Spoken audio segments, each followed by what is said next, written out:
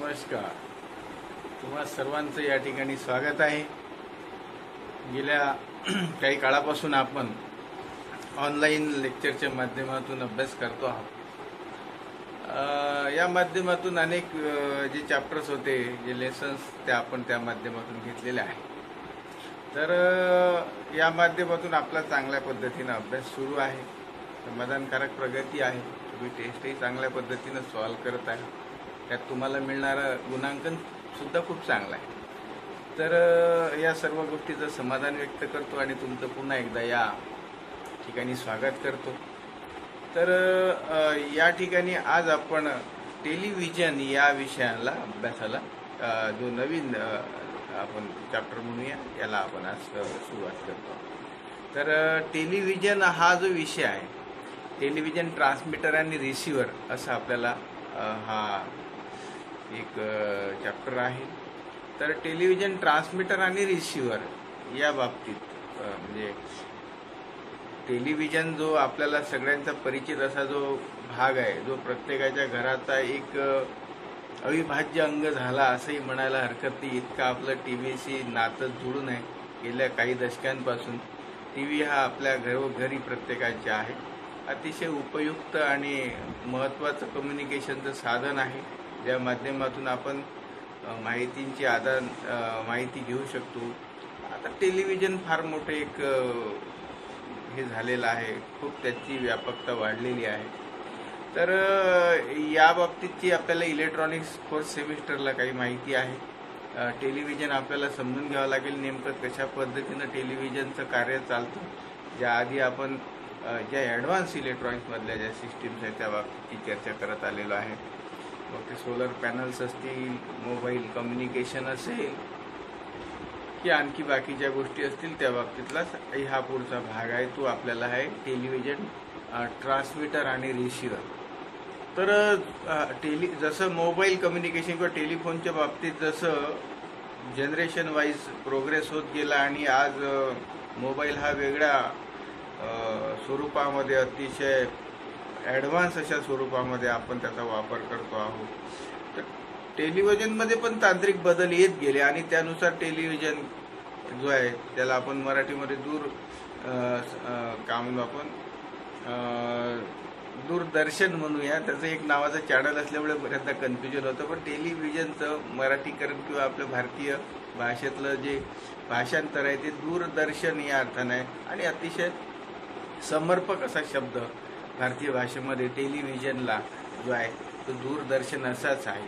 तर television broadcasting आणि टेलिव्हिजनचा receiver या दोन बाबी, एकीकडून प्रसारण ज्याला म्हणूया दूरदर्शनच्या कार्यक्रमाचं किंवा टेलिव्हिजनचं, आणि मग दुसरीकडे आपला जो संच जो आहे रिसिव्हिंग ज्याला आपण म्हणतो रिसिव्हर, टेलिव्हिजन रिसिव्हर आणि इथलं कार्य, या दोन कार्यामध्ये एक संबंध आहे. एक ट्रान्समिट करतोय तर एक रिसिव्ह करतोय. तर टेलिव्हिजन जसं आपला टेलिफोन जसा पद्धतीनं, टेलीचा अर्थ लांब दूर या अर्थानं आणि व्हिजन ह्या अर्थानं म्हणजे प्रत्यक्ष पाहणे. तर टेलिफोनमध्ये ऐकणे या संदर्भातलं फक्त होतं. त्याच्यामुळे एक आपल्याला फक्त ऐकणे हा एक भाग होता सुरुवातीला टेलिफोनच्या संदर्भानं. टेलिव्हिजनमध्ये व्हिजन आलं. व्हिजन म्हणजे दृष्टी आली, म्हणजे आपल्याला ते प्रत्यक्षात पाहायला यायला लागले. म्हणजे त्या ठिकाणी आवाजही आला आणि चित्र पण आलं. चित्र कुठल्या स्वरूपात तर व्हिडिओच्या स्वरूपात. आता चित्राचं स्वरूप हे व्हिडिओमध्ये कन्वर्ट होतं आणि एक एक चित्र हे कसं व्हिडिओ होतं हे आपल्याला पुढं आपल्याला तांत्रिक तपशील जेव्हा आपण पाहत नेणार आहोत तेव्हा सगळं लक्षात येणारच आहे. तर टेलिव्हिजन ब्रॉडकास्टिंग जिथून प्रसारण चालतं ते कसं चालतं हे आपल्याला पाहावं लागणार आहे. तर या ठिकाणी ऑब्जेक्टिव्हमध्ये जर आपण विचार केला तर explain the television broadcasting system हा एक महत्त्वाचा भाग आपल्याला या ठिकाणी अभ्यासावा लागेल या लेसनच्या संदर्भानं. नंतर explain the television broadcasting channels काय हे आपल्याला पाहावं लागेल.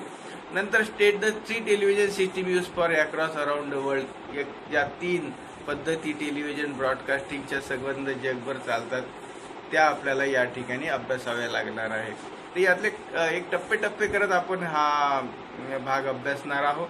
तर सुरुवातीला पहिले टेलिव्हिजन ब्रॉडकास्टिंग काय याचं आपल्याला थोडक्यामध्ये पाहावं लागेल. तर मिनिंग ऑफ वर्ड टेलिव्हिजनचं काय, जसं आता सांगितलं, मीन्स ॲट अ डिस्टन्स, अंतरावरचं. Vision means to see the scene or picture. is focused through a TV camera, which convert the scene or picture into images to electrical signal. तर या ठिकाणी सांगायची गोष्ट ही काय की जो टेलिव्हिजन कॅमेरा आहे किंवा कॅमेरा जो आहे जो शूटिंग करतो तो पिक्चरच्या स्वरूपात एक प्रकारचा व्हिडिओ आपल्याकडे देतो आणि त्या जे इमेजेस आहेत ते इलेक्ट्रिक सिग्नल मध्ये कन्वर्ट होतात आणि या दूरवरून जो कॅमेरा जो रेकॉर्ड करतो त्या केलेल्या व्हिडिओच्या स्वरूपातल्या ज्या वेव्हज आहेत मग ते आपल्यापर्यंत किंवा त्याला इलेक्ट्रिकल सिग्नल म्हणूया ते आपल्यापर्यंत पोहोचतात. The meaning of word television, tele means at the distance, vision means to see the scene or pictures, is a focus through a TV camera. कारण टीव्ही कॅमेरा हा त्याचा इनपुट आहे ज्यातून जो सिग्नल आहे व्हिडिओचा तो ग्रहण करण्याची सुरुवातीची जी क्षमता आहे किंवा जे कार्य आहे तर ते टेलिव्हिजन कॅमेराला करावं लागतं. जसं आपण बोलत असताना आपला मायक्रोफोन जो आहे तो आपल्या ज्या साऊंड वेव्हज आहेत त्यांना इलेक्ट्रिकल वेव्हज मध्ये रूपांतरित करतो. तद्वतच त्याच पद्धतीनं जर व्हिडिओच्या बाबतीत विचार केला तर तो जो व्हिडिओ कॅमेरा आहे किंवा त्याला आपण टीव्ही कॅमेरा असं म्हणू शकतो तो काय करेल ज्या व्हिडिओ सिग्नल किंवा पिक्चरचं इलेक्ट्रिकल सिग्नल मध्ये रूपांतर करेल आणि मग हा camera output signal is modulated and transmitted as A electromagnetic waves along with the respective sound याज इन आपण ज्याला म्हणूया द टर्म ब्रॉडकास्टिंग. तर याच्यामध्ये त्यासोबतच म्हणजे ज्यासोबत आपण हा व्हिडिओ किंवा पिक्चरच्या स्वरूपात हे पिक्चर का म्हणतोय मी या ठिकाणी की व्हिडिओ म्हणून काही नसतं एक सहज भाषेत बोलायचं झालं तर त्या व्हिडिओमधल्या प्रत्येक क्षणाचे असे एक पिक्चर्स असतात ते एका विशिष्ट वेगाने आपण जर त्यांना फिरवले तर मग त्याचा आपल्याला व्हिडिओ दिसतो. यावरही मी तुम्हाला लवकरच त्या बाबतीची डिटेल्स आणि याबद्दल निसर्गाचं कसं नेमका उपयोग होतो आणि त्या माध्यमातून आपण कशा पद्धतीनं याच्यामध्ये निसर्गाने आपल्याला जी डोळ्याची संरचना दिलेली आहे ती कशी कारणीभूत ठरते ह्या फार मजेशीर पार्ट तुम्हाला सांगणार आहोत. आज सुरुवातीला आपण सांगणार आहोत की एक पिक्चर स्वरूपात त्याचा व्हिडिओ बनतो म्हणजे एक पिक्चर बाय पिक्चर एका नंतर एका सातत्यानं एका विशिष्ट वेगानं फिरवले सगळे चित्र तर मग आपल्याला त्याचा व्हिडिओ वाटायला लागतो. तर या इलेक्ट्रोमॅग्नेटिक वेव्हज कारण टेलिव्हिजन हे माध्यम तुम्हाला माहित आहे की आता त्याला आपण म्हणू वायरलेस कम्युनिकेशनच्या पार्टमध्ये आलेला आहे एक ट्रान्समिटिंग जसं मोबाईलमध्ये होतं त्या पद्धतीनंच आता आपलं सिग्नलचं इलेक्ट्रोमॅग्नेटिक वेव्हजच्या मार्फत. तर टीव्ही बद्दलही हे सांगत होतो जसं टेलिफोनचं जनरेशन होत गेलं आणि त्याच्यामध्ये खूप तांत्रिक प्रगती होत गेली आणि आज जे आधुनिक स्वरूप आपण मोबाईलचं पाहतो स्मार्टफोन पाहतो तसंच टीव्हीच्या संदर्भातही झालेलं आहे. जुना मोनोक्रोम टीव्ही पासून आजच्या काळातला LCD किंवा LED असा मोठा जो फ्लॅट टीव्ही जो प्रत्येकाच्या घरी आलेला आहे तर याच्यामध्ये अशा पद्धतीनं खूप सारे चेंजेस होत गेलेले आहे आणि अतिशय उपयुक्त म्हणूया आपण त्याला युजफुल लोकांसाठी लोकप्रिय अतिशय कार्यक्षम कमी कन्झम्पशन अशा पद्धतीनं टीव्ही अतिशय आधुनिक स्वरूपाला आज गेलेला आहे.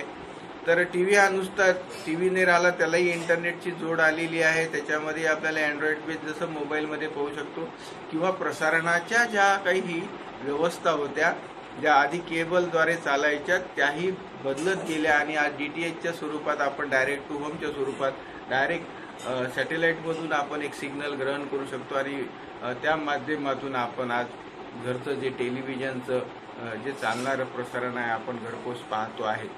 तर या ठिकाणी एक कॅमेरा जर आपण विचार केला की ब्रॉडकास्टिंग सिस्टीममध्ये काय काय अंतर्भूत असलेल्या घटक असतात ते प्रकाशाच्या माध्यमातून आपण जो कॅमेरा ट्यूब आहे तो प्रकाश लहरी ग्रहण करेल. प्रकाश या ठिकाणी अतिशय महत्त्वाचा आहे कारण जे प्रकाशाचं रिफ्लेक्शन आहे तेच ग्रहण करतं. जसं आपण एखादा फोटो काढायचा आहे तर तो अंधाराशिवाय निघणार नाही कारण प्रकाशाचं रिफ्लेक्शन जे आहे ते स्वीकारून त्याची एक इमेज जी तयार होते जी प्रकाशाशिवाय होत नाही. त्यामुळे प्रकाशाचीच एक प्रतिकृती जिथून प्रकाश येणार नाही त्याची वेगळी व्हॅल्यू येतं आणि जिथं प्रकाश आहे तिथलं इमेज आपल्यापर्यंत येतं. त्यामुळे अंधारात असं काहीच होत नाही कारण प्रकाशाच्याच जोरावर आपलं काम चालतं. ते एक लाईट चालतो तो कॅमेरा ट्यूब त्याचं ग्रहण करणार नंतर एक स्कॅनिंग आणि सिंक्रोनस हा एक त्याला भाग असतो, आणि मग एक व्हिडिओ ॲम्प्लिफायर. कारण कुठल्याही सिग्नलची स्ट्रेंथ जेव्हा आपण ग्रहण करतो त्यानंतर ती आपल्याला ॲम्प्लिफाय करावं लागले. ते ॲम्प्लिफायचं मिनिंग आहे तुम्हाला माहीत आहे, increasing the strength of weak signal is called, आपण त्याला ॲम्प्लिफिकेशन म्हणतो. जसं साऊंडच्या बाबतीत असतं तसंच व्हिडिओच्या बाबतीत असतं. तर यासोबत एक पुन्हा पॅरलल ज्याला यंत्रणा असते व्हिडिओची, त्याचसोबत एक यंत्रणा ती ऑडिओच्या संदर्भात नसते.